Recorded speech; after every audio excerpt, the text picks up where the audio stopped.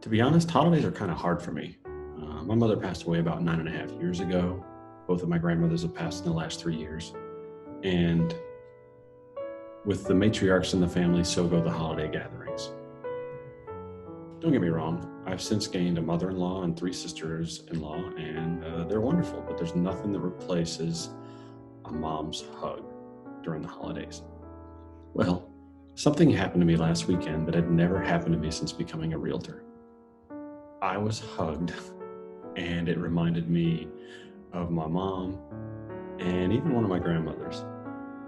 So I'll give you a little backstory. I've been working with this sweet lady, a lady who I was put in contact with from a high school friend of mine whose best friend's mother wanted to relocate to Atlanta. Her husband had passed away a few years before. She's battled breast cancer and survived it, and she's ready to relocate to be nearer to her kids and grandkids and her best friend down in Augusta as well. So here we are looking through Metro Atlanta, and this is the first time she's been on her own, financially and otherwise. So with budgetary limitations being what they are, we have been looking for a needle in a haystack. It's hard enough to buy a home in Metro Atlanta when you've got a good budget and you're competing against multiple offers. It's really hard when you're on a tight budget and you find yourself looking at less than desirable properties that aren't exactly move-in ready. Over time, I've really gotten to know this lady very well. I'd say we're close now as well. So every time we look at something, if it's less than desirable, if it's not something that I would leave my mother or my grandmother in, we don't even talk about it. So we found a property that, she was somewhat happy with. And I was somewhat comfortable with her living in. But I could tell she wasn't sold on it. So we just kept looking.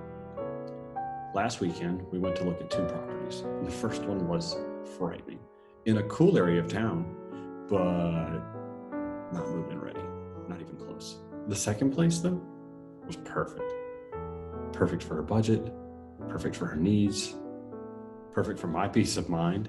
I can go to sleep at night knowing that I found this dear woman a place to live where I know she'll be safe and happy. A place that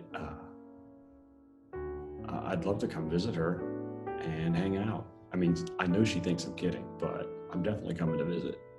Okay, so after we toured the place and discussed what she needed to do to put in an offer and get this townhome,